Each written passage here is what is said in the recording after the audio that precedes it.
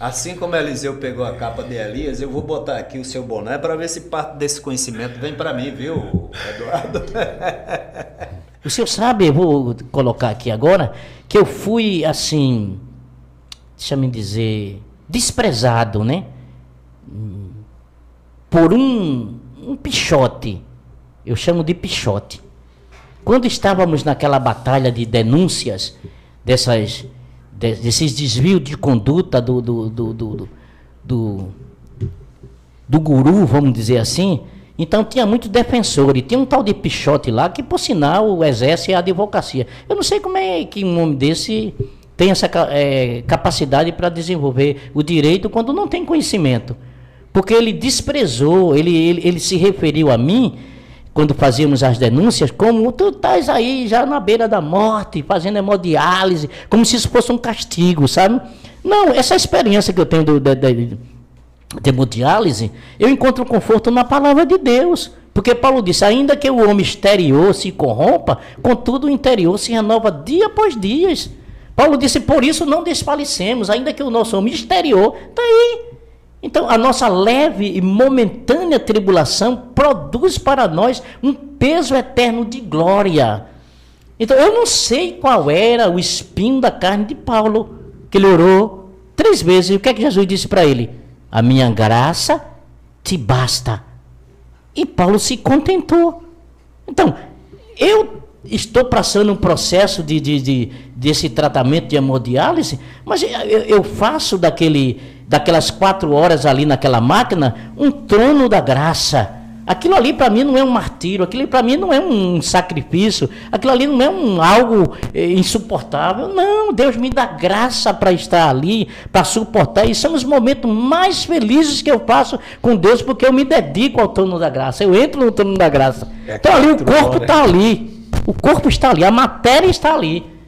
Mas o meu espiritual está ligado com Cristo. Tanto é que muitas vezes eu me sinto ali, eu canto hinos espirituais, eu sinto a presença de Deus. Deus produz na minha alma, na minha mente, mensagens que jamais eu teria em outro ambiente. Entende? Entendo. Então, para mim, aquilo ali é um prazer estar ali. Mas o Pichote, o doutorzinho lá, me permita essa colocação, ele ironizou, porque eu estava ali como se fosse um castigo. Entendeu, reverendo Josué? Entendi. Deixa eu dizer, eu acho que o doutor Miguel vai encerrar, mas antes, doutor Miguel, então assim, né, eu estou aqui à disposição, né?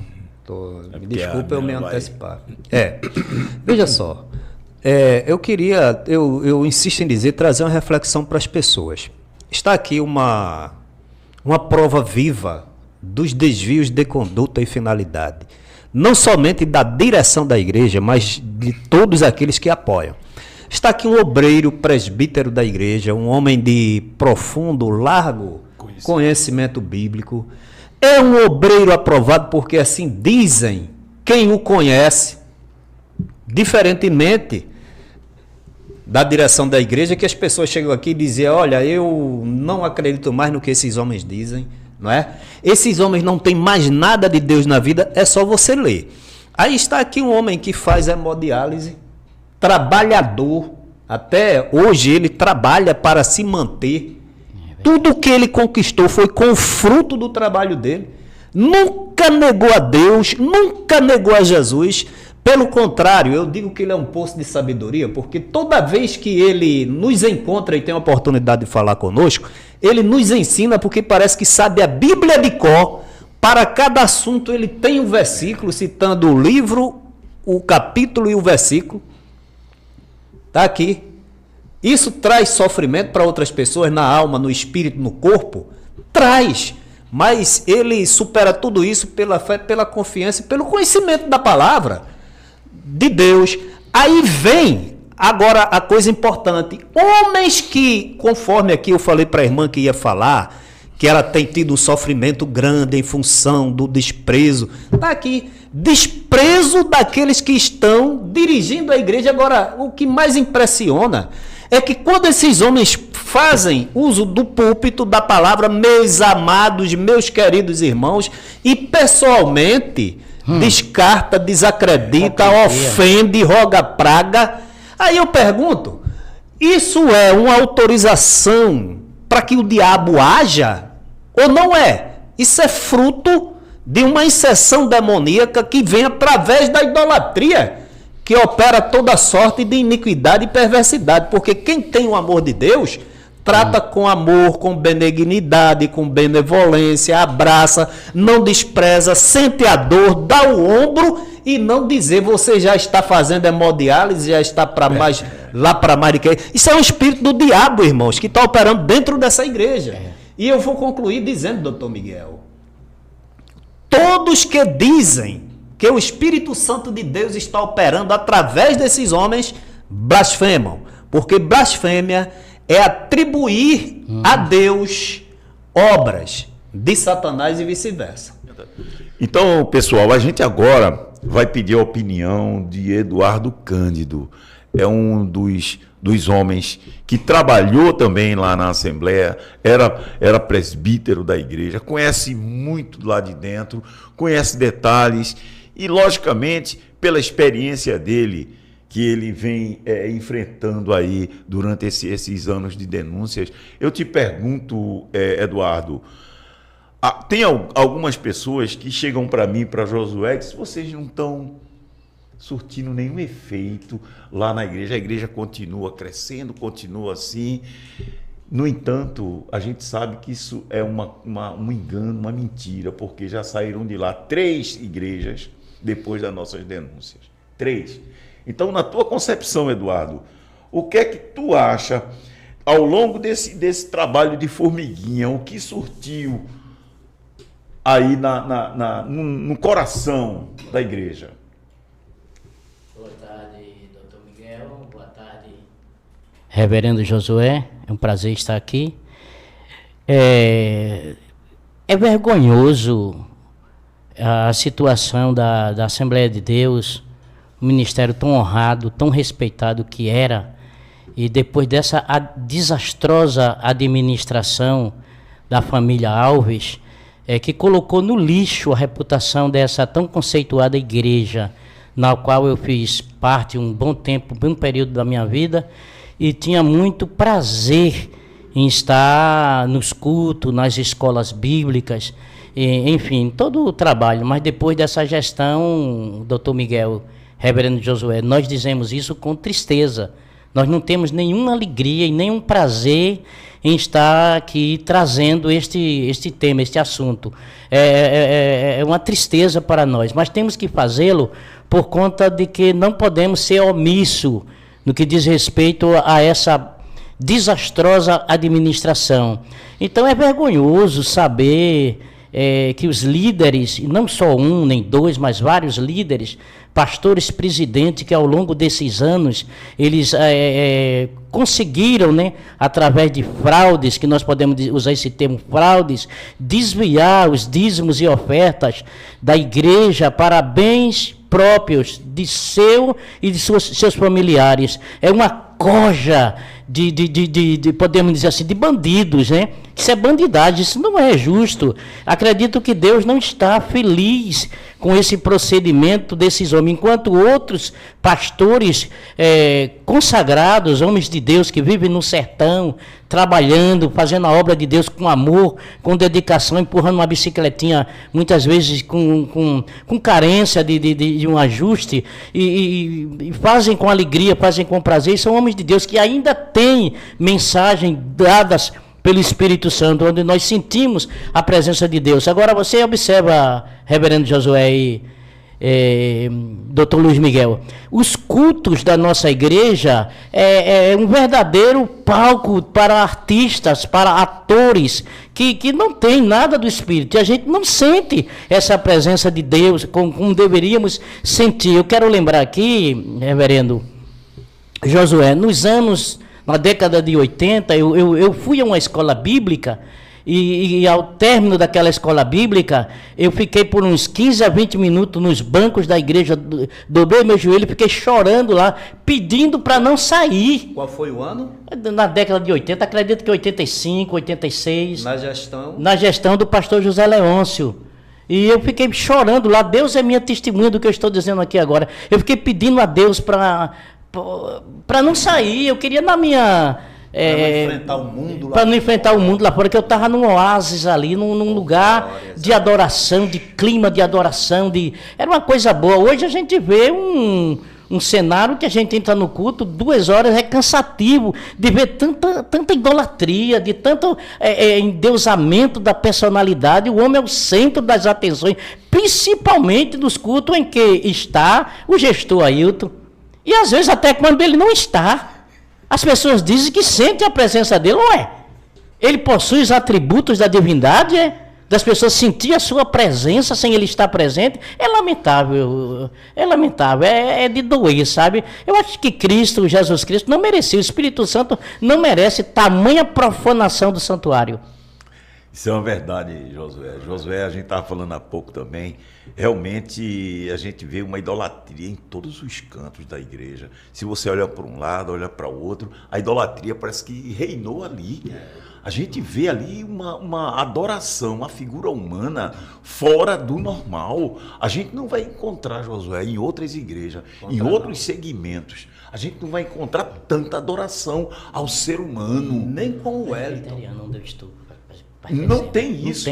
Não tem nem com isso. o Wellington, como o senhor falou. Bezerra da Costa. Nem ele, que é o Papa, é considerado o Papa das Assembleias de Deus. Nem ele, nem aqueles pioneiros que a gente sabe os nomes, Emílio Conde, Eurico Bexten, aqueles homens que deixaram um legado para essa geração que veio logo em seguida. Nem esses homens. Doutor Miguel e Reverendo Josué, a questão não é só as pessoas que fazem esse movimento de idolatrar o homem. O grande problema é a aceitação do ídolo. Também. Ele aceita com naturalidade. Isso é uma coisa abominável. Não é naturalidade, né? Ele aceita como uma imposição. Mas ele acha aquilo natural. Ele acha uma coisa normal. Entendeu, Josué? Ele acha normal isso. Ele deveria repudiar essa atitude, visto que toda tributação, glória e honra seja dada a Jesus Cristo, que deve ser a estrela central dos cultos de adoração. Perdemos o foco, Josué. Foi perdido, o foco está... Agora, o que me deixa assim mais pasmo assim é a aceitação de outros obreiros que se dizem homens de Deus e aceitar essa conduta reprovável pela palavra de Deus. A Bíblia reprova essa atitude, reverendo. A Bíblia reprova, Deus reprova. Os apóstolos reprovam. Lembra-se que Pedro, uma vez, depois daquele milagre do capítulo 3, me parece, de Atos dos Apóstolos, que a multidão quiseram fazer uma oferenda, ele disse, não, eu sou homem igual a vocês, eu sou pecador também. O que vocês viram foi a fé dele, que por Deus é dada a ele, que foi feito esse milagre. Eu não tenho mérito nenhum. Não tenho nenhum mérito. Então não aceitaram. Paulo, quando foram sacrificar ele e Barnabé lá, que fizeram dele 2 astros, eles não, rasgaram as vestes e não aceitaram. E o pior é que esses homens aceitam. Aceitam. Isso aí é a consonância, a complacência desses homens, a omissão desses homens. Vai custar um preço muito caro. Isso. Tá entendendo? Porque eles estão descaracterizando uma igreja centenária. A nossa igreja, tem mais de 100 anos. Ela tem uma identidade. E esses homens, com essa omissão, Josué, eles estão dando carta branca a essa idolatria. Sabe por quê? Eu disse na live passada, Eduardo, porque eles não gostam de trabalhar. Porque, Josué e Eduardo, se fossem homens que pudessem trabalhar, tirar o sustento, talvez eles ousassem a apontar e dizer, o senhor está errado. Isso é errado, pastor. Isso é antibíblico, isso é heresia. Mas não, por quê? Recebe 35 mil reais por mês. 50. Quem é que vai querer contrariar o Deus mor? Quem é que vai querer? Não vai querer. Então esses homens são submissos, são serviçais desse ídolo. Esses homens nunca vão mudar, Josué. Vão continuar idolatrando até a morte. E vão continuar inclusive, assim. muitos já morreram, né? Muitos já morreram. chega a 15, 20, rapidinho. Já morreram. E essa geração que sucedeu a esses homens, por conta da omissão deles, está seguindo o mesmo caminho de idolatria. E você sabe que Deus não dá honra dele a ninguém. Ainda não. A ninguém. Ô, doutor Miguel, assim, só uma contribuição. Quando Adão pecou, reverendo, Deus podia ter perdoado e expulsado Satanás, mas por direito, Satanás ganhou o domínio sobre o mundo. Não é isso? Quando a idolatria, Paulo disse que a idolatria, quem adora ídolo, adora a Satanás. Doutor Miguel e reverendo Eduardo, se a Igreja Evangélica Assembleia de Deus hoje está idolatrando, Satanás, por direito, ele não adquire o direito, evidentemente, de trabalhar, que não é nem nos bastidores, presentemente, porque a adoração indiretamente é a ele. E como é que concomitantemente a igreja, o Espírito Santo de Deus pode participar da mesa onde Satanás está servindo? Impossível. É impossível. Essa palavra sua realmente tem um peso. O pessoal, ele por direito, ele ganha o direito de agir. No púlpito das igrejas, Satanás está se sorrindo. Tá administrando. Por quê?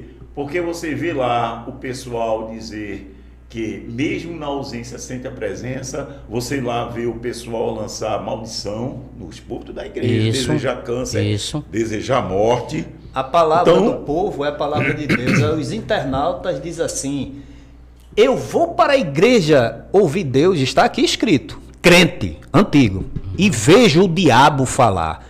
O que é isso, meu irmão? É assim. É porque não há nenhuma comunhão, a luz com as trevas. Me faz lembrar, reverendo, que os discípulos perguntaram a Jesus: que sinal haverá da tua vinda e do fim do mundo? Jesus enfatizou muito a questão do espírito do engano. Engano. Ele disse, esse espírito, Paulo também teve esse cuidado com a igreja, quando ele diz, sabe porém isso, que nos últimos tempos aparecerão, desviarão os ouvidos da verdade e darão ouvidos a espíritos enganadores. Espírito do engano. Então, esses espíritos enganam os líderes e os líderes enganam os liderados. Infelizmente, estamos vendo isso. Homens amantes de si mesmos, avarentos. Aí cabe aí aos irmãos, a membresia, avaliar o que é avareza, procurar estudar, fazer uma pesquisa do que é avareza, amantes do dinheiro, desordenadamente. Então, esses homens, eu disse há alguns dias passados aí, que se tirar o dinheiro, se eliminar o dinheiro das igrejas, 90% desses líderes, desses pastores, abandonarão, não é a fé, abandonarão o cargo, porque não vive por fé, porque Paulo disse, nós vivemos por fé e não por vista, não atentando nós nas coisas que se vê, mas nas que se não vê, porque as que se vê são temporais, as que se não vê são eternas. Mas esses homens tiraram os olhos da eternidade e só vê o que pode ver os seus olhos. Me faz lembrar aquela pergunta de Jesus,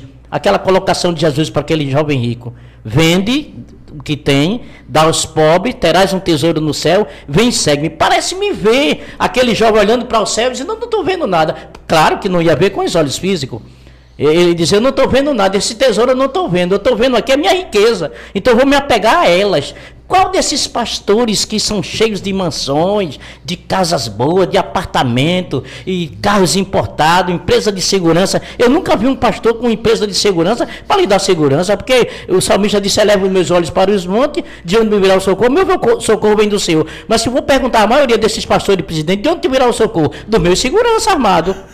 Tanto é que anda com essa quadrilha de homens armados para defender. E o pastor precisa de segurança para defendê-lo? Visto que Davi, concluindo o raciocínio, visto que Davi, quando estava tomando conta das ovelhas, ele mesmo testifica que veio um urso, ele lutou contra o urso. Veio um leão, ele lutou contra o leão e venceu. Sem segurança nenhuma. Só com as armas da fé. E esses homens andam tudo rodeado de homens, né? Tanto é que o prêmio de consolação ou de recompensa para quem agride né? Aqueles que atentam, ou aqueles que denunciam essas irregularidades desses pastores, eles são massacrados, apanham, como foi o caso do irmão Sivaldo, né? Um deficiente, apanhou de um presbítero, segurança de Ailton, apanhou, nós temos prova disso. Tem apanhou um deficiente, quebrou o celular dele e na próxima consagração, Ailton botou ele para evangelista. E como é que pode um negócio desse? Esses são os critérios para ser um obreiro na casa do Senhor? E é de conhecimento de todos. É uma vergonha.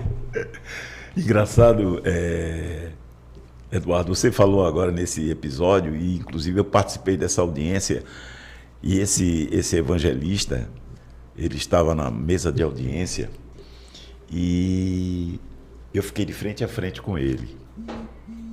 Josué, eu digo uma coisa a você, eu não tenho medo de nada na minha vida. Eu olhei para ele, assim, olhando, e esse cara não levantou a cabeça, o olhar para mim. E eu não tirei o olhar dele. Eu queria mostrar a ele que ele deveria bater num homem normal e não bater num deficiente. Olhei para ele. Esse homem não abriu, o advogado disse: você está amedrontando. Você receba como quiser. O meu olhar para ele é o meu olhar. Eu não estou ameaçando com o olhar.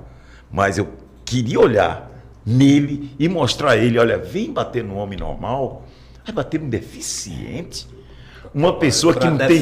Para defender o guru. Ele ficou o tempo todo contrariado, eu olhando para ele, esperando ver alguma reação. Ele, não.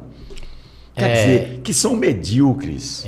São homens medíocres. Porque são homens fortes para uma coisa e são homens frágeis e medíocres para outra coisa. Infelizmente. É uma questão moral. Nós temos o dever de denunciar essa atrocidade, doutor Miguel. Se nós não denunciássemos, como que o povo ia saber?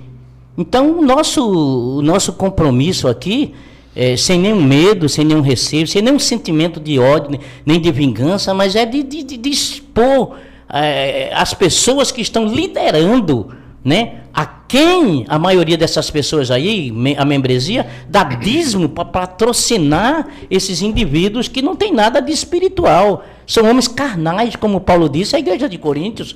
Lá ele identificou 3 tipos de pessoa: o natural, o carnal e o espiritual. Aí cabe a cada um de vocês aí que está nos ouvindo, né?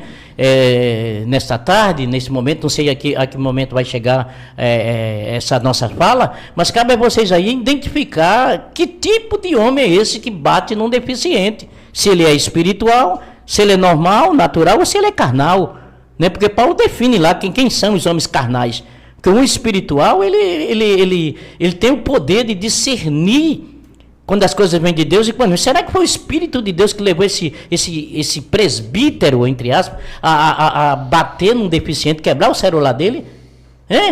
Onde é que está o fruto do Espírito que Paulo escreve aos Gálatas e diz que é amor, temperança, paciência, compaixão, longanimidade, benignidade? Se diga-se de passagem que foi o que o juiz, doutor Albri, não viu no líder maior, que é o presidente da igreja. Então ele é um homem que faz apologia a essa violência, a essa discriminação, a esse preconceito que nós temos visto dentro das Assembleias de Deus. Então é isso que a gente vê. Porque ele mesmo disse lá, né, doutor, lá fora não se resolve assim não. O senhor sabe que lá fora... Como é que um pastor abre a boca? Mas contribuindo com aquela fala anterior sua, a respeito da segurança, escolta armada, carros blindados, Jesus, os evangelhos deixaram registrado em uma expressão muito peculiar. E Jesus percorria a Galiléia e todas as cidades circunvizinhas, curando, né? Libertando os homens. Percorria.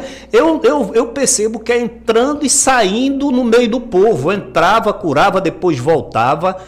E um pastor, o papel de pastor, que não tem proximidade com o povo, e quando anda com escolta armada de carro blindado, ele pode seguir esse exemplo de Jesus, andar no meio do povo para operar, para orar, para visitar, para dar uma palavra, apertar a mão, um abraço, um consolo. com a escolta armada e com carros blindados. É muito difícil, não é? Veja só, reverendo, nós somos instruídos a honrar os nossos pastores, a ouvir os nossos pastores, né? Fomos ensinados isso assim em muitos anos, e é um conceito bíblico honrar o pastor, mas o pastor, ele tem que, por obrigação, ser o exemplo do rebanho, para que ele tenha o direito a receber essa honra, esse respeito, essa admiração. Porque Paulo disse que o obreiro tem que se apresentar a Deus, né, como obreiro aprovado, de que não tem de que se envergonhar, e que manejes bem a palavra da verdade. Então, essa característica de um pastor, uma delas, é ter uma consciência sem ofensa, como disse Paulo, tanto para com Deus como para com os homens. Então, tem que ser, o escritor Eusebeu disse que lembrai-vos dos vossos pastores, para lembrar dos pastores. Mas o que é que ele diz? Que vos falava a palavra de Deus. Então a obrigação do pastor é falar a palavra de Deus. Mas ele disse assim, a fé dos quais imitai. É o segundo quesito. Mas depois vem o terceiro, que é mais importante, atentando para a sua maneira de viver. Então essas três características têm que estar na vida do pastor. E tem que constar, e que toda a membresia tem que olhar para ele e ver ele como exemplo. Mas qual é o exemplo que a gente tira de um pastor que mente? Um pastor que engana, um pastor que enriquece de forma ilícita, um pastor que tem um salário de 200 mil, enquanto os próprios companheiros vivem com um misério salário de 2, 3 mil, 2 salários mínimos. Como é que pode? Para pagar plano de saúde, para pagar plano de saúde dele, da esposa e etc. Como é que pode? Então qual é o exemplo que esse indivíduo está dando? Agora chega nos púlpitos da igreja, parece um super anjo, né? Anjo. Parece um anjão, né? Que não tem palavra anjão. Mas entende? Então, quer dizer, eu não tenho a obrigação de obedecer um pastor que está jogando fora das 4 linhas da nossa Constituição, que é a Bíblia. Eu não tenho obrigação, doutor Luiz Miguel. Eu não tenho. Então eu olho para ele e não vejo como o anjo, eu não vejo como um ungido, eu não vejo. Eu vejo como que está ali como um mercenário, me desculpa o termo forte, mas é bíblico, como um mercenário. E se for mais para frente, a gente vê aquilo que Jesus disse, colocando no contexto de João capítulo 10, ele não entrou pela porta. Não entrou pela porta. Ele pulou, ele arrombou a porta, então ele pulou pela janela. Porque o homem que entra pela porta, ele ora, ele consagra, a igreja ora para Deus mostrar quem é aquele homem que vai assumir a liderança. E não comprando voto, não fazendo falcatrua, que é de conhecimento de todos. Então o homem desse, ele não tem uma consciência sem ofensa diante de Deus nem dos homens. Porque os homens conhecem o seu procedimento. Qual é o seu procedimento? Um homem que não respeita seus companheiros de trabalho, bate lá. Graças a Deus que eu nunca tive a oportunidade de entrar na sala dele. Porque como homem eu ia olhar na cara dele, se não bata não. Se bater uma vez para mim, eu vou bater 2 para você. Entendeu? A não ser que você bata em mim aqui. Manda ser segurança me dar um cacete aqui. Eu não aguento cacete mesmo. Entendeu, José? Mas eu teria coragem de enfrentá-lo. Olho no olho, como o senhor disse. Você está entendendo? Eu não tenho físico. Não tenho estrutura física, mas eu tenho uma estrutura, já tenho 61 anos, né? Já convivi com muita coisa, já sei como é que funciona. Mas eu vou dizer o que Paulo disse, eu não tenho minha vida por preciosa. Não tenho. Mas não tenho mesmo. Já enfrentei a morte um bocado de vezes já, né? A gente sabe. E nunca eu temi a morte, nunca. Não temi nem temerei. Agora mesmo eu estou vindo do hospital para fazer o último exame lá para o procedimento de transplante. Mas a semana passada, doutor Miguel e reverendo Josué, o último procedimento seria com um psicólogo. Era uma psicóloga, a doutora Morgana, do Hospital Português. Então ela não veio um outro no lugar dela. E ele fez a doutora Morgana já me conhece, né? Porque muitas vezes ela foi fazer...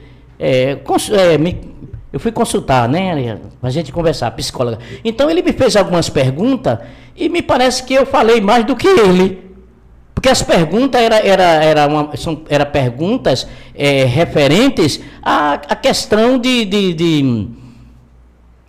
depressão, de tristeza. E isso diz respeito à minha área. Eu não sei o que é tristeza.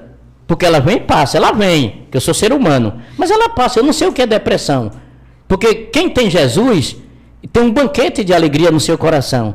Quem vive em comunhão com o Espírito Santo, ele não precisa de nada para trazer alegria para o seu coração. Ele não precisa esperar um ano para vir o carnaval, ele não precisa de 4 anos para vir Copa do Mundo, ele não precisa de final de campeonato para ter alegria, ele tem alegria constante. Eu me lembro do irmão Paulo, mesmo preso, mas ele tinha alegria. Ele escreve a carta aos Filipenses da prisão e é a carta que ele mais fala de alegria, de regozijo. Por quê? Porque ele tinha Cristo.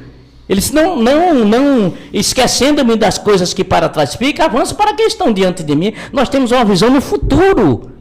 Né? Essa semana eu estava pensando aquilo que ele disse à igreja de Tessalônica, ele disse, não quero que sejais ignorantes como os demais que não têm esperança. Não tem esperança. Nós temos esperança. E a nossa esperança não se resume a esta vida. Nossa esperança é no futuro. Né? Aguardamos. Por isso que Salomão disse, bom é ter esperança e aguardar em silêncio a salvação do Senhor. Por isso que o escritor Hebreu também diz, não rejeiteis, pois, a vossa confiança, que tem avultado grande galardão. Então, nós não somos daqueles que se retiram para a perdição. Nós cremos para a conservação da alma. Então, eu respondi para ele, doutor, se eu for para a mesa de cirurgia, e se eu voltar a viver, tá ótimo. Se eu não voltar à vida, que terminar meu ministério, então tá ótimo também, que eu sei que eu vou encontrar com aquele que me amou e deu a sua vida, derramou o seu sangue na cruz do Calvário. E o desejo dele, tal é quanto o meu desejo. Ele quer me ver e eu quero ver. Ele me vê todo dia, mas eu nunca o vi. E João disse que, amados, agora somos filhos. E ainda não é manifesto aquilo que, né, mais ou menos assim. Mas quando ele se manifestar, seremos semelhantes a ele, porque assim como ele é, nós o veremos. Então, doutor Miguel, eu estou feliz. Estou feliz pela minha fé, por ter conservado a minha fé, por ter aprendido na palavra de Deus que nós devemos focar em Jesus, não no homem. Aquele que não amar mais a mim do que pai, mãe, filhos, pastor, igreja, denominação, mais do que a mim, disse Jesus, não é digno de mim. Então, o meu Jesus, meu amor por Jesus está acima de pastor, acima de anjo, acima de ungido, acima de denominação. Ela pode ter 100 anos, 200 anos, 300 anos. Meu compromisso é com Jesus. Eu olho para Jesus. Se tem um líder que eu possa imitá-lo, eu admiro, oro por ele, mas não idolatro ele. De maneira nenhuma. Porque o meu ídolo maior é Jesus. Ele é o meu exemplo, doutor Luiz Miguel. Entende? É uma declaração de fé, Eduardo. As pessoas não te conhecem, mas sabem que você é um homem de fé, um homem que enfrentou a morte várias vezes e está aqui dizendo aqui para todos que não tem medo da morte. As pessoas que não conhecem o seu problema, Eduardo, fica até pensando que como é que esse homem vai buscar força, né, Josué, para dar uma declaração dessa, que até intimidou o psicólogo, porque o psicólogo ele veio te dar uma palavra de alegria para você não ficar pensando besteira, nem entrar em depressão, saiu de lá totalmente diferente. Como é que eu vou dizer para um homem desse que ele tenha fé, que ele seja feliz, ele estando no estado desse, preste a fazer um transplante que não sabe se vai voltar. Exato. E o homem dá uma lição dessa. Então, isso aí é o que você aprendeu do verdadeiro Jesus. Do verdadeiro Evangelho. Exato.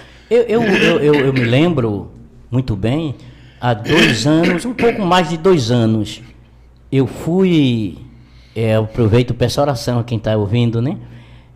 Para ajudar nessa batalha de oração. Então, eu estava com meu filho e com minha filha. Era madrugada, há uns 3 anos, 2 anos e pouco, quase 3 anos, no Hospital Português, e entrando em uma sala para cirurgia. E eles procuraram, quem é da área de saúde sabe, eu não tenho mais acesso. Já furaram o meu pescoço lado esquerdo, lado direito, e já coloquei permiquete, já perdi 2 fístulas, tá aqui, né? A primeira lado esquerdo, lado direito também, eu perdi essas 2 fístulas, e eu não tenho mais acesso. Então, nessa madrugada que eu fui com meu filho, era uma urgência que eu tinha perdido a fístula e tinha que fazer hemodiálise, então eu fui a um centro cirúrgico.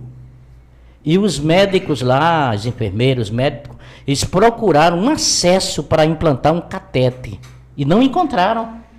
Isso durou cerca de 30 a 40 minutos. O procedimento de um catete é 10 minutos, 15 minutos no máximo. Já fazia mais de 40 minutos. E eu precisava fazer hemodiálise porque minhas taxas estavam muito altas, o potássio, principalmente o potássio. Então eu vi a preocupação daqueles médicos de procurar, procurando um acesso e não encontrava, não estava encontrando.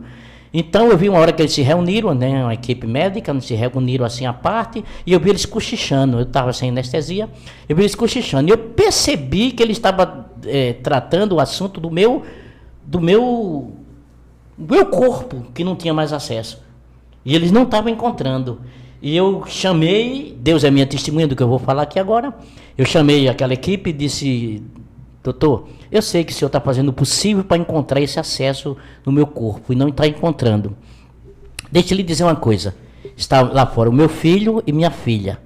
Se porventura vocês não encontrar, já que o potássio está muito alto, e acontecer alguma coisa da minha partida, o senhor diga para a minha família, faço questão que o senhor diga para eles que está lá fora, para ele dizer a toda a minha família que eu parti desse mundo cantando. E eu comecei a cantar, doutor Miguel, o hino 187. Ainda que seja a dor que me una a ti, mais perto quero estar, meu Deus, de ti. Eu cantei aquela estrofe, depois cantei o coro que diz: mais perto quero estar, meu Deus, de ti. E quando eles fizeram a última tentativa, que eles procuraram na minha perna direita, eles encontraram, até hoje está aqui, o permiquete, já faz mais de 2 anos. E eu faço o meu tratamento de hemodiálise por essa perna direita. É o único acesso que eu tenho. Tanto é que eu vim agora do Hospital Português, fui pegar o último exame para ser prioridade na fila de transplante. Eu já estou inscrito, mas precisava dessa flebografia que tinha feito em dezembro de 2022 e não tinha colocado no sistema. Então eu fui lá para colocar no sistema. Então hoje eu estou de posse do laudo e também da xerox, não, como é que se diz? Da cópia? Da cópia do procedimento. Então, aí eles tentaram na minha perna direita e eles encontraram, e eles vibraram, né? Se alegraram porque encontraram. Tanto é que eu estou com ele até hoje, doutor Miguel. Mas é como eu disse, eu digo e provo. Como também estive no hospital Dom Elde, a primeira vez que eu enfrentei assim a morte cara a cara, minha pressão estava 23/10, quando eu entrei na máquina para hemodiálise eu não tinha experiência, eu fiquei nervoso, não sei o que aconteceu, que minha pressão baixou 10/6. E eu passei mal. Ânsia de vômito, quem sabe, quem é da área médica sabe, né? Quando a pressão baixa demais, você fica com sono, com ânsia de vômito, e ali Deus operou um milagre, e eu estou aqui até hoje, 8 anos, tá vendo? Fazendo tratamento. Esse exemplo de fé, né, Josué? A gente diz assim, como é que um homem como Eduardo, apesar de todas as limitações, ainda encontrou força para participar dos protestos com a gente ali. Que o pessoal, inclusive, até menosprezaram a gente. Disse 5 aleijados segurando as faixas, porque tinha você que faz hemodiálise, tinha Sivaldo, que é, e Anthony com a bengala. Eles menosprezaram isso aí.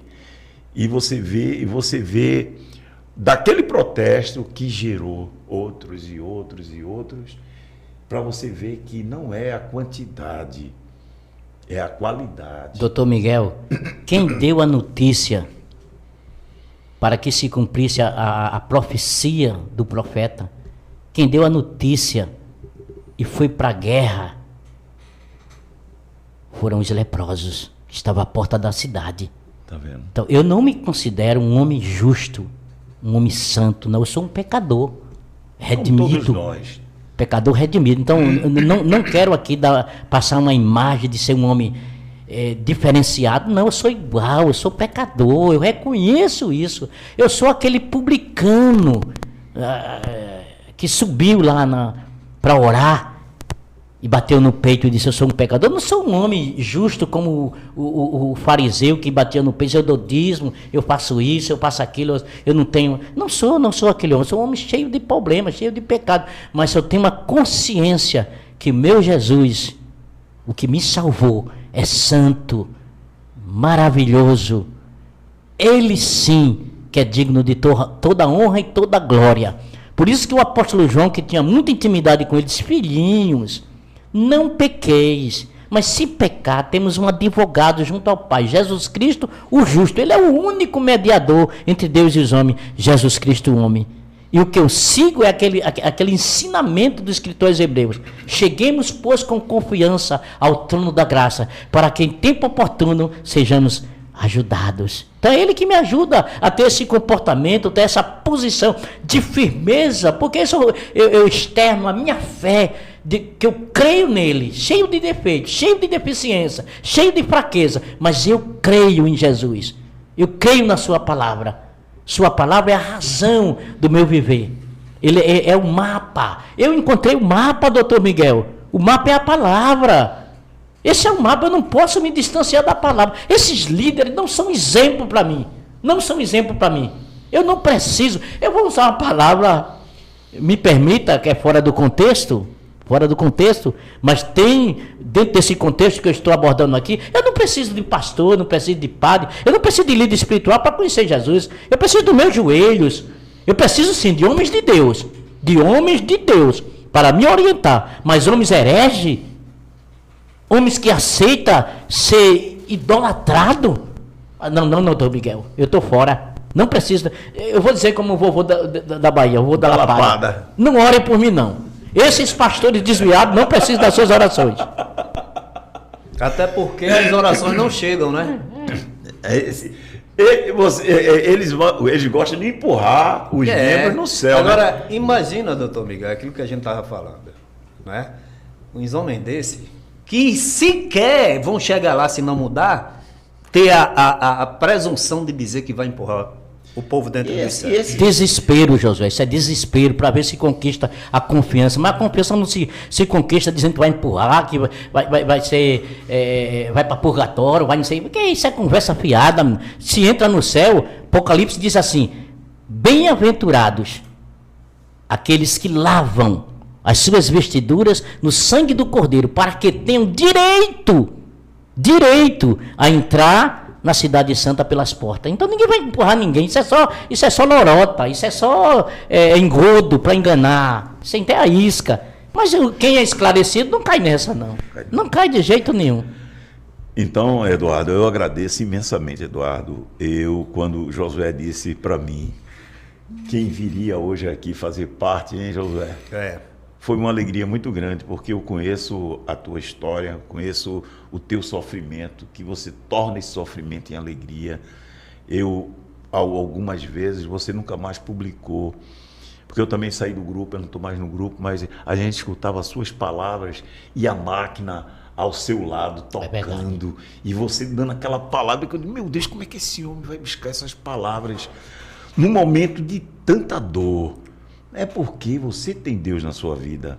É nesses momentos que a gente procura saber como é, Josué, que aqueles irmãos da África, diante da morte, ele ainda tem coragem de dizer: não, eu quero permanecer cristão, eu não vou negar Jesus, e corta o pescoço na hora. É aí que a gente vê a diferença a quem tem Jesus e quem não tem. Reverendo Josué e doutor Luiz Miguel, existe algo no cristianismo, no verdadeiro cristianismo, no verdadeiro cristão, algo que não tem palavras, não tem explicação para descrever o sentimento que um verdadeiro cristão sente por Cristo Jesus. Aquele que tiveram uma experiência, eu estou falando de experiência, eu não estou falando de uma emoção, simplesmente uma emoção. Eu digo, um encontro real com Cristo, não tem palavra para descrever essa convicção que ele sente na alma. O senhor sabe, eu vou colocar aqui agora, que eu fui assim, deixa-me dizer, desprezado, né? Por um um pichote. Eu chamo de pichote. Quando estávamos naquela batalha de denúncias desses desvios de conduta do guru, vamos dizer assim, então tinha muito defensor, e tinha um tal de pichote lá que, por sinal, exerce a advocacia. Eu não sei como é que um homem desse tem essa capacidade para desenvolver o direito quando não tem conhecimento. Porque ele desprezou, ele se referiu a mim, quando fazíamos as denúncias, como tu estás aí já na beira da morte, fazendo hemodiálise, como se isso fosse um castigo, sabe? Não, essa experiência que eu tenho de hemodiálise, eu encontro conforto na palavra de Deus. Porque Paulo disse, ainda que o homem exterior se corrompa, contudo o interior se renova dia após dia. Paulo disse, por isso não desfalecemos, ainda que o nosso homem exterior está aí. Então, a nossa leve e momentânea tribulação produz para nós um peso eterno de glória. Então, eu não sei qual era o espinho da carne de Paulo, que ele orou 3 vezes. E o que é que Jesus disse para ele? A minha graça te basta. E Paulo se contentou. Então, eu estou passando um processo desse tratamento de hemodiálise, mas eu faço daquelas 4 horas ali naquela máquina um trono da graça. Aquilo ali para mim não é um martírio, aquilo para mim não é um sacrifício, aquilo ali não é algo insuportável. Não, Deus me dá graça para estar ali, para suportar. E são os momentos mais felizes que eu passo com Deus, porque eu me dedico ao trono da graça. Eu entro no trono da graça. Então ali o corpo está ali, o corpo está ali, a matéria está ali. Mas o meu espiritual está ligado com Cristo. Tanto é que muitas vezes eu me sinto ali, eu canto hinos espirituais, eu sinto a presença de Deus.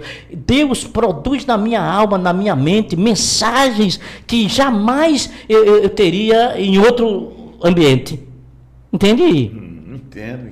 Então, para mim, aquilo ali é um prazer estar ali. Mas o Pichote, o doutorzinho lá, me permita essa colocação, ele ironizou, porque eu estava ali como se fosse um castigo. Entendeu, reverendo Josué? Entendi. Deixa eu dizer, eu acho que o doutor Miguel vai encerrar, mas antes, doutor Miguel, então assim, eu estou aqui à disposição, né? Me desculpa eu me antecipar. Veja só, eu insisto em dizer, trazer uma reflexão para as pessoas. Está aqui uma prova viva dos desvios de conduta e finalidade. Não somente da direção da igreja, mas de todos aqueles que apoiam. Está aqui um obreiro presbítero da igreja, um homem de profundo, largo conhecimento bíblico. É um obreiro aprovado porque assim dizem quem o conhece, diferentemente da direção da igreja, que as pessoas chegam aqui e dizem, olha, eu não acredito mais no que esses homens dizem. Não é? Esses homens não têm mais nada de Deus na vida, é só você ler. Aí está aqui um homem que faz hemodiálise, trabalhador, até hoje ele trabalha para se manter. Tudo que ele conquistou foi com o fruto do trabalho dele. Nunca negou a Deus, nunca negou a Jesus. Pelo contrário, eu digo que ele é um poço de sabedoria, porque toda vez que ele nos encontra e tem a oportunidade de falar conosco, ele nos ensina, porque parece que sabe a Bíblia de cor. Para cada assunto ele tem um versículo, citando o livro, o capítulo e o versículo. Está aqui. Isso traz sofrimento para outras pessoas, na alma, no espírito, no corpo? Traz. Mas ele supera tudo isso pela fé, pela confiança e pelo conhecimento da palavra de Deus. Aí vem agora a coisa importante. Homens que, conforme aqui eu falei para a irmã que ia falar, que ela tem tido um sofrimento grande em função do desprezo. Está aqui, desprezo daqueles que estão dirigindo a igreja. Agora, o que mais impressiona é que quando esses homens fazem uso do púlpito, da palavra, meus amados, meus queridos irmãos, e pessoalmente descarta, desacredita, ofende, roga praga.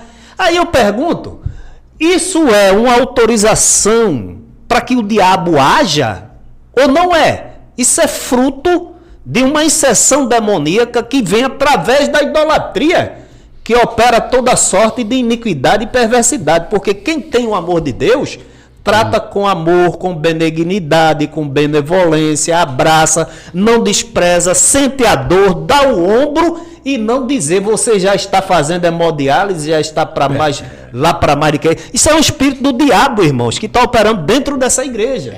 E eu vou concluir dizendo, doutor Miguel, todos que dizem que o Espírito Santo de Deus está operando através desses homens, blasfemam, porque blasfêmia é atribuir a Deus obras de Satanás e vice-versa. Muito, muito bem colocado, Josué. Eduardo, para mim, é um exemplo de vida. Eu digo isso porque a gente já participou muitas vezes de processos, de audiências, em que ele compareceu, protesto também, ele estava lá conosco. Então, a gente conhece a vida de Eduardo e eu acho muito desprezível um homem que se diz presbítero chegar para outro que também sabe que é presbítero e dizer esse tipo de Mas coisa. dizem para mim também, né? Dizem para Comentário, tu já estás velho, a sepultura já está aberta. São pessoas que têm um espírito mesquinho de Satanás. pessoas... Pensa que isso nos ofende. Não. Pelo contrário. Pelo contrário, isso aí é a resposta maligna do trabalho que a gente está fazendo. Então, toda ação provoca uma reação. Toda ação provoca uma reação. E diz a lei de Newton que de mesma intensidade e sentido e direção diferente. Se você ataca o reino das trevas para lá, ele vem com uma oposição de mesma intensidade e sentido e direção oposta. Então é isso, Eduardo. Quando a gente fala, ofende e ataca o reino das trevas. Fique bem à vontade aí, Eduardo. Pode falar. Eu quero deixar aqui registrado também que eu passei mais de uns 2 a 3 anos, né? Assim, rejeitado. Tanto é que o evangelista, eu vou dar nome, o evangelista Antônio Gonçalo, da área 36, ele pediu ao dirigente da escola dominical que não me desse a oportunidade. Ainda vive? Vive, está lá pro lado do interior, eu jogarei ele para lá. Que é um péssimo coordenador de área. Péssimo coordenador de área. E ele foi na minha casa, eu fiz churrasco na minha casa, né, que eu moro praticamente num sítio, né? Meu terreno é grande, e eles foram lá na minha casa, né, pediram para fazer festa da escola dominical, mas não sei o que é que entrou no coração desse homem que ele passou a me odiar. Tanto é que disse ao dirigente da escola dominical que não me desse oportunidade na classe nem para dar uma palavra. Você vê que tipo de coordenador, que tipo de pastor que está no campo do Ailton. Discípulo de Jesus, entendeu? É o diabo. Aí eu passei uns 3 anos indo para a vigília, indo para a escola dominical, trabalho de ciclo de oração. Doutor Miguel saía da máquina de hemodiálise, passava em casa, almoçava e ia para o ciclo de oração. De minha esposa era componente lá da comissão. Eu ficava a tarde todinha. Tanto é que muitas vezes algumas irmãs ainda me davam oportunidade, contrariando a vontade do coordenador, mas me davam a oportunidade. Porque me conhecia de longas datas, né? Minha mocidade na igreja, 5 anos sem dar escândalo, aliás, 40 anos sem dar escândalo, marido de uma mulher, só namorei uma moça na igreja e com ela me casei e vivo até hoje. Você então, não está repetindo isso porque Ailton José repetiu, não, né? Lá, não. Só uma brincadeira. Não tenho nenhum mérito. Só uma brincadeira. É uma obrigação, não é uma obrigação minha, sabe? É só para colocar o homem que foi desprezado com essa reputação. Você está entendendo? E foi desprezado, sem o direito de falar na escola dominical. Agora, eu passei 3 anos, né, suportando, pensando que eles iam reverter, voltar. Conversar Qual comigo. o motivo, Eduardo? Porque o pessoal tem que saber. Tem que saber o motivo. Discordou, né? Eu, em 2000, acredito que 2000, não vou dizer data exata, mas mais ou menos 2008, 2006, 2008, mais ou menos, eu pedi ao coordenador da área, ao evangelista Albérico Inácio, que quando ele veio de Ribeirão, ele passou pela área 36. É bom que eu diga isso para que as pessoas comprovem, né? Passou pela área 36. Então eu andei muito com o pastor evangelista na época, Albérico Inácio Carpina, Toritama, e andando aqui na cidade, que ele era muito escalado, e eu ia com ele, porque eu, como taxista, eu conhecia toda a cidade, né? A maioria dos bairros, então eu ia muito com ele. Depois eu disse a ele, doutor pastor Bérico, eu vou ter que me ausentar das minhas atividades como um presbítero da igreja, que eu era muito escalado, 3, 4 vezes por semana. Quando não tinha escala para mim, pastor Jefferson, aleluia, ligava para mim, ele é testemunho, ele pode dizer isso, quase toda semana ele ligava para mim tirar o culto de outros que ia faltar, campanha evangelizadora, encerramento de campanha, estudo para a mocidade, e eu ia, entendeu? Aí como eu assumi um compromisso de trabalhar comprando um micro-ônibus novo, fui buscar em São Paulo, e eu disse, eu não vou botar na mão de motorista e cobrador, alternativo, né? Aí eu pedi para me ausentar das escalas para mim cumprir aquela obrigação de pagar uma prestação de R$3.450. Então eu tinha que trabalhar. Eu pedi para me ausentar para me dedicar-se ao trabalho. Me dediquei ao trabalho, passei 5 anos, consegui pagar meu ônibus, comprei outro ônibus. Quando eu voltei, o fato de eu ter me ausentado desse período, quando eu voltei, perdi cartão de presbítero, perdi tudo, irmão. Eles não me deram mais. Entendeu? Fui falar com o Luiz Mário, que mandaram, fui falar com o Júnior, 3 vezes com um, 2 vezes com outro. Disse, não, irmão, você não pecou não, mas se eu peço um perdão à igreja pela sua ausência das ceias, eu pedi no administrativo, pensando que ele ia me restituir depois de uns 3, 4, 6 meses. Passei 3 anos no banco, nem acesso ao púlpito eu tinha mais, sem ter pecado.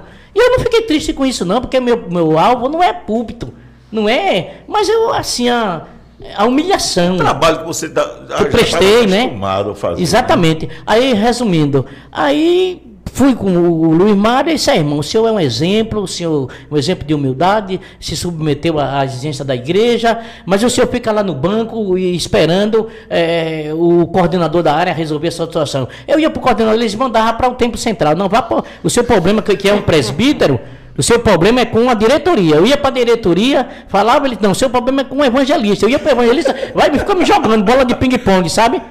E eu passei 3 anos, passei 1 ano disciplinado, me disciplinaram porque eu me levantei de uma santa ceia, porque hoje eu estou assim, ó, mas isso não é pecado, tenho minha consciência tranquila. Se todo pecado fosse isso aqui, esse peluzinho que está aqui, não ia ninguém para o inferno, se pecado fosse isso aqui. Então um membro foi cear, ele não deixou cear, eu me levantei a favor do membro, né, e eles me disciplinaram por conta disso. Me disciplinaram porque eu me levantei. Disse que eu casei escândalo. Mas é um escândalo. Mas diga assim, simplesmente porque o membro chegou barbudo. Barbudo, o membro. Crescida, não sim, deu tempo.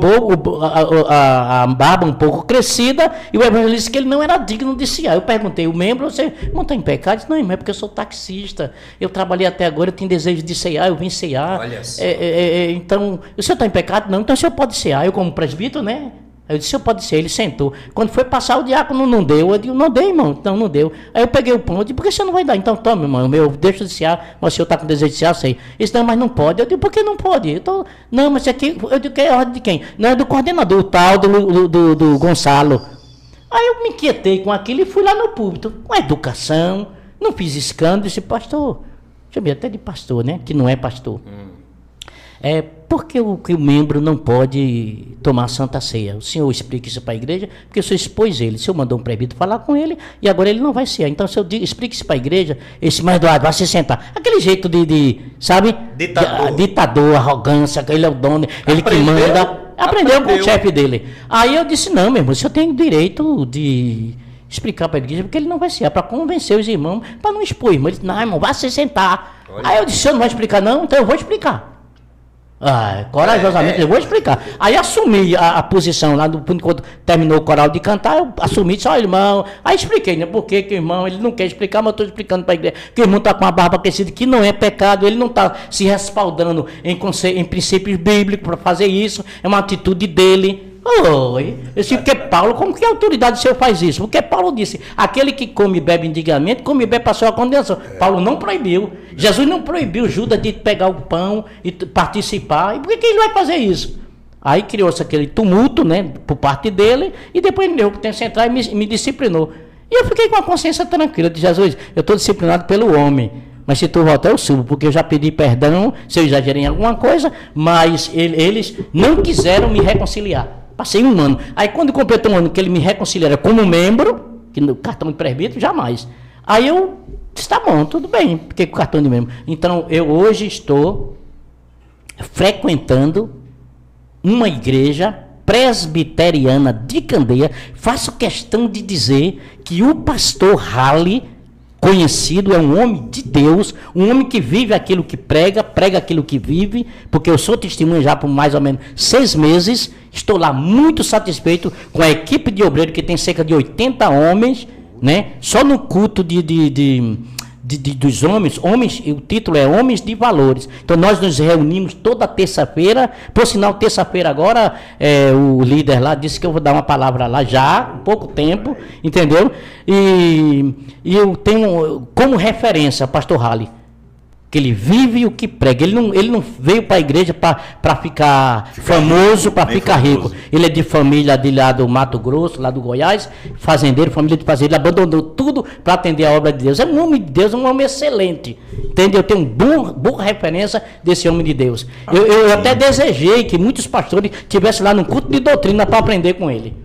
Vou dar um abraço aí pro pastor Halley. Pastor Halley, de Candeias. 45 anos como pastor lá, 40 e 45 anos. Pronto. E a igreja ele vai ouvir essa live que você passa depois para ele, que aí a gente tá mandando um abraço aí para a igreja também. E Josué e Eduardo, para mim foi uma satisfação imensa receber Eduardo aqui, esse amigo de longas datas, e Josué também, que já é parceiro aqui nosso. Josué vai fazer os cortes e colocar lá no canal dele. A gente aqui está fazendo essa parceria. E você, quando quiser vir, meu irmão, a gente está aqui, viu? Tá certo. Está convidado. A próxima semana a gente está aqui de novo. Terça ou quinta? Terça ou quinta.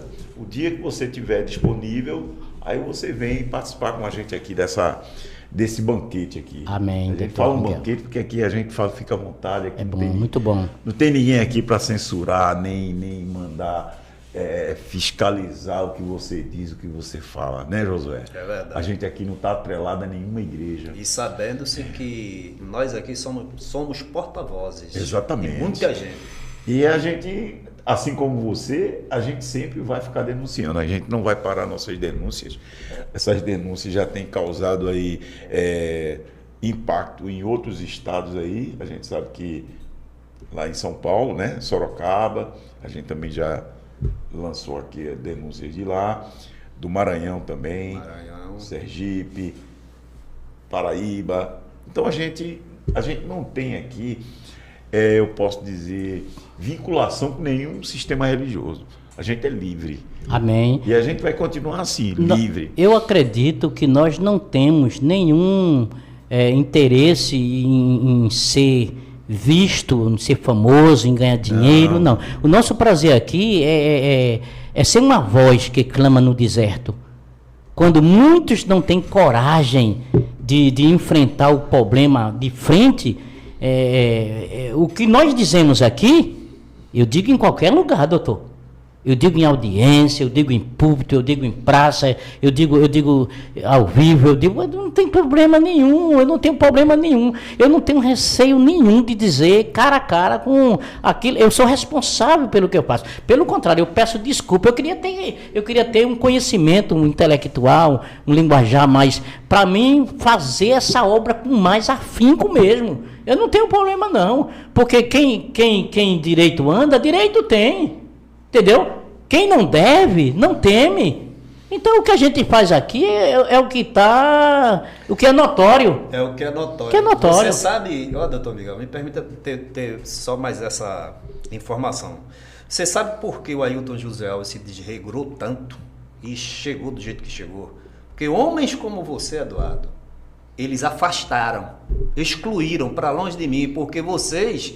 Tal qual o corpo humano, quando existe uma infecção, uma febre, olha, aí você tem uma febre, você tem uma dor, você tem, né, uma inflamação, olha, toma antibiótico, trate isso.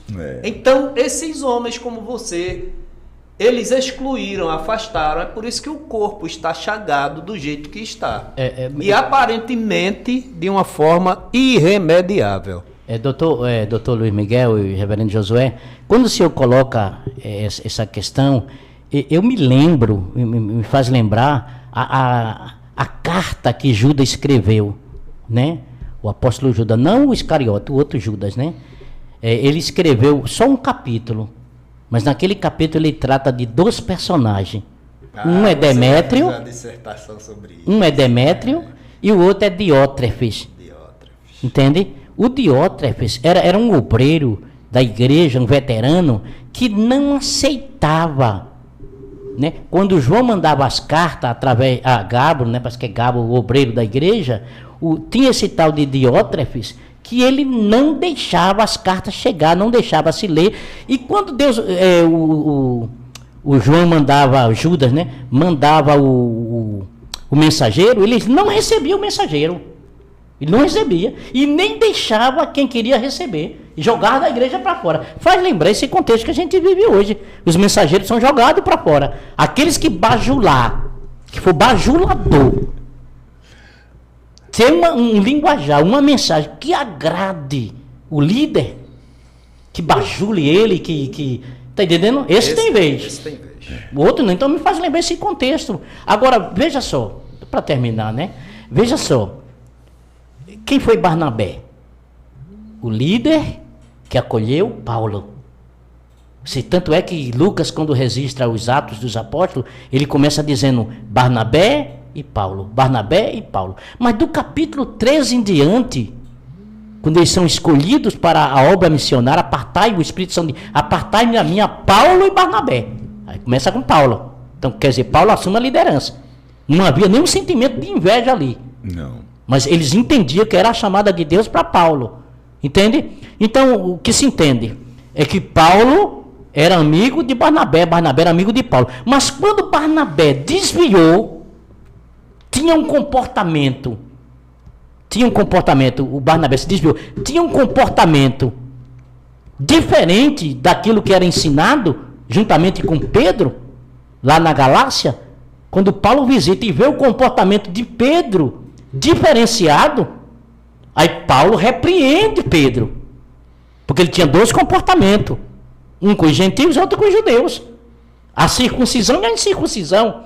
Ele se alinhou ali aos costumes dos judeus. Aí Paulo chega lá e repreende Pedro e diz então você tem 2 comportamentos, rapaz, isso não convém, e chama a atenção de Pedro, mas precisa de todos. E depois ele diz assim, até tu, Barnabé.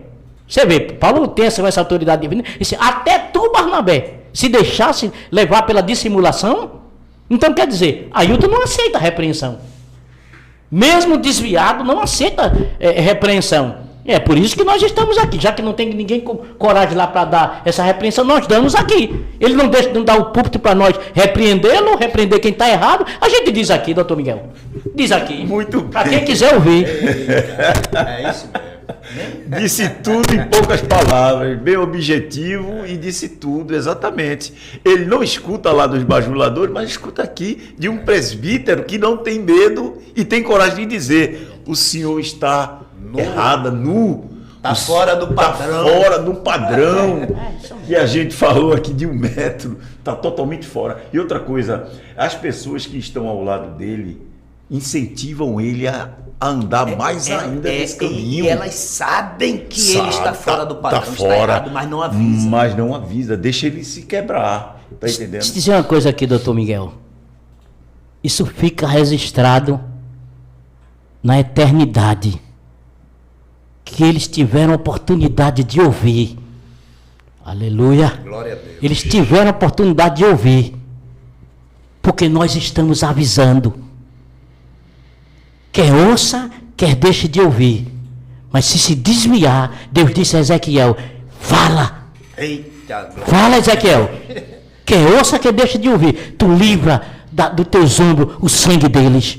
Então, todos aqueles obreiros que estão nos ouvindo, que têm a oportunidade de ouvir, de nos ouvir, que estamos lhes ensinando para que não caia no mesmo abismo que esses que se desviaram, não terão desculpas diante de Deus, porque isso que está sendo falado aqui fica registrado na eternidade. Assim como Eliseu pegou a capa de Elias, eu vou botar aqui o seu boné para ver se parte desse conhecimento vem para mim, viu, Eduardo? Palavra dura e palavra segura. Ouça e entenda. Como ele Quem disse, tem ficou ouvidos, registrado. Quem tem ouvidos, Ouça. ouça. Porque Deus está mandando essa mensagem. Glórias E a todos Deus. sabem para quem. Endereçada diretamente ao gestor MOR e seus assessores. Que eu tive lá e disse tudo isso. Será que vocês estão seguindo certo? Será que vocês não estão entendendo que vocês estão lutando contra o próprio Deus? Faça uma análise. Foi o sábio, o sábio, como é o nome daquele sábio? Gamaliel. Gamaliel. Deixar isso. Eu deixei isso lá para eles e saí. Depois disso, Josué, foi a... É só a bancarrota. Só. Eu quero deixar também registrado aqui que eu estou aberto ao diálogo.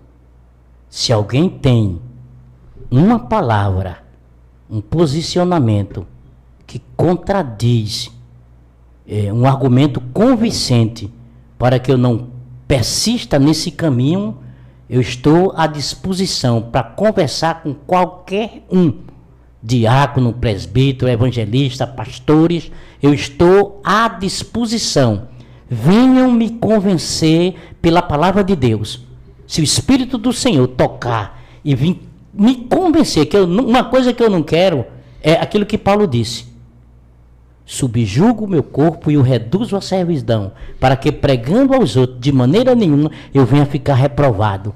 Então, se a nossa atitude é uma atitude de reprovação, venha a nós. Agora venha com argumento bíblico, não venha com engodo, não. Não venha fora do contexto bíblico, não. Eu chamei o evangelista lá para a gente dialogar dentro da palavra de Deus, dentro do conceito bíblico. Ele disse: você vem com a Bíblia, aqui não precisa de Bíblia, não. Ué, como é que um obreiro que lida com a palavra, que o alimento da igreja é a palavra, o mapa é a palavra, e você não quer confrontar com a palavra de Deus? Passar pelo crivo da palavra? Não sou eu que tenho a verdade, é a palavra. A Bíblia é o nosso referencial. A palavra de Deus, por isso eu gosto de falar, citando a palavra, porque a palavra, ela é incontestável. Você não pode contestar a palavra de Deus. Você pode me contestar, mas a palavra de Deus não. A palavra de Deus é infalível e é inerrante. E a gente não pode ir contra a palavra de Deus, porque o Espírito Santo veio para nos guiar em toda a verdade. E a verdade não é absoluta. Aliás, a verdade é absoluta, não é relativa. Eu não posso ter um conceito diferenciado do que o Espírito Santo diz da palavra. Não é verdade? É. Então, se eu não renunciar os meus desejos, as minhas paixões, as minhas concupiscências e abraçar a palavra, eu estou fora do padrão. Então, o padrão é a Bíblia, é a palavra de Deus. E acabou. Fechou com a palavra. Pronto, fechou. Ele nem sabia o que a gente estava Nem conversando, sabia. mas bateu uma coisa com a outra. Então, Eduardo, eu só tenho que agradecer, meu irmão. E a gente vai ter outras oportunidades com o Josué, por conta do adiantar das horas. Mas a gente marca outro dia e a gente continua a nossa conversa.